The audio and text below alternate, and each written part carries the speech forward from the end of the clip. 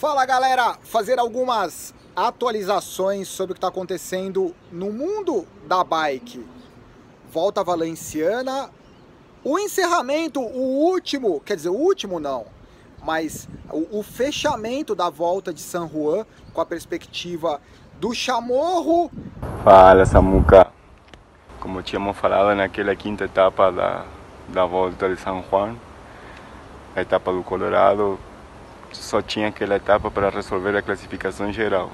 Quem resolveu foi a Anacona, da equipe Movistar colombiano, e o Medellín, que resolveram colocar ritmo e dificultar na subida do Colorado.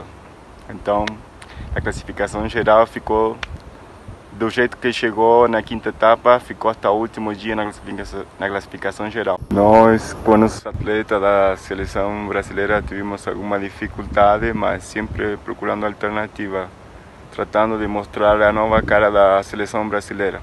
Agora vamos esperar por as próximas competições e fazer uma nova convocação já com uma melhor performance.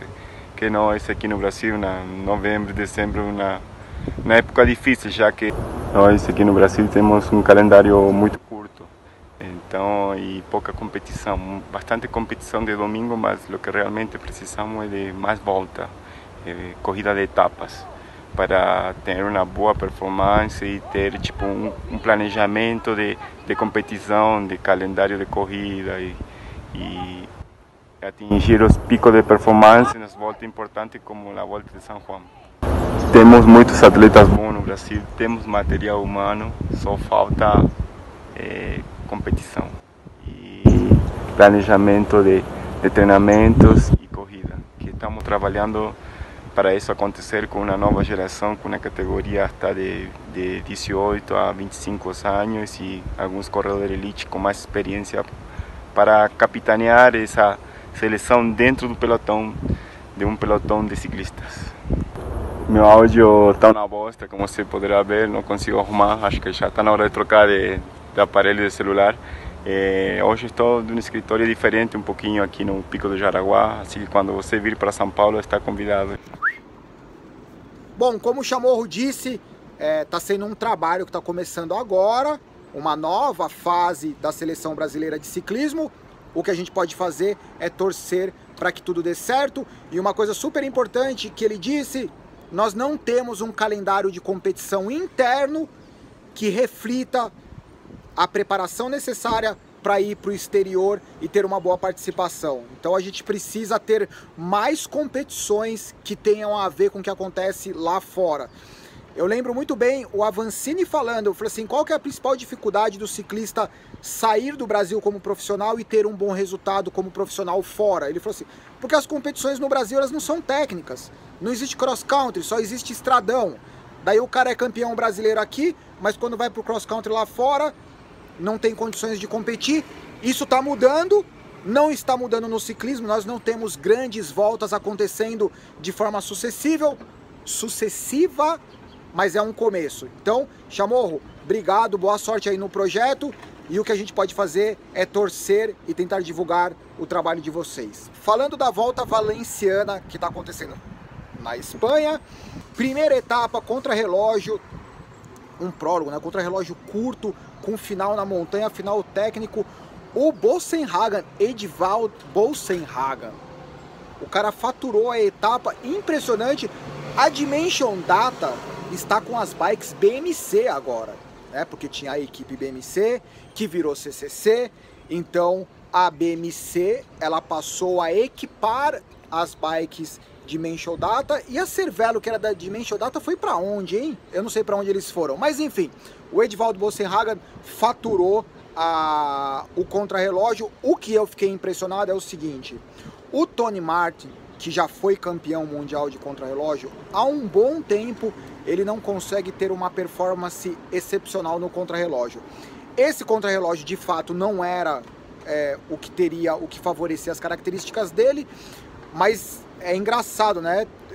O ciclismo, como ciclistas como o Boassenhagen, eles estão ficando mais versáteis e mais eficientes no contrarrelógio. Quero ver qual que vai ser essa próxima geração do cara que sobe bem, faz bem provas clássicas e ainda tem um bom contrarrelógio. Os caras são os animais. Segunda etapa, Matteo Trentin.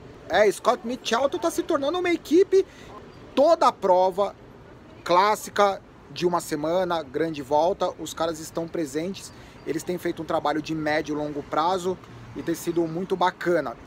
Mesmo com a vitória do Matteo Trentin, o Bosenhaga conseguiu manter a classificação geral.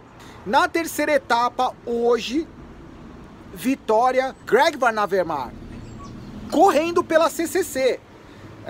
E eu acho que ele é a principal contratação da CCC. Ele está investindo tudo nisso. Ele teve uma ameaça de aposentadoria, mas ele resolveu embarcar no projeto da CCC. Já faturou. Foi um final caótico nos últimos 2-3 quilômetros. Um final com montanha não, com subida, super técnico, curva fechada, guerra para posicionamento. No final das contas, o Greg Van Avermaet faturou e o Bosenhaga continua com a classificação geral. A minha curiosidade em relação à Volta Valenciana, sem dúvida nenhuma, o nosso atual campeão mundial, Alejandro Valverde. Ele está defendendo o título, ele vai dar tudo para ganhar na classificação geral. Vitória em casa com a camisa de campeão mundial. Vai ser engraçado ou interessante acompanhar a Volta Valenciana. Quem está presente na Volta Valenciana? Bom, vários nomes importantes, mas o Geraint Thomas, atual campeão do Tour de France, e em uma das entrevistas que eu assisti, ele confirmou como foco principal o Tour de France, como defensor do título. E daí eu queria saber como que a Sky vai largar, né? Vai largar para defender o título com Geraint Thomas ou para faturar o título do Chris Froome? Será que essa é a primeira vez na história que nós veremos a Sky largando, começando uma competição com interesses divididos? Vai ser interessante. É isso, tchau, deixa eu voltar lá.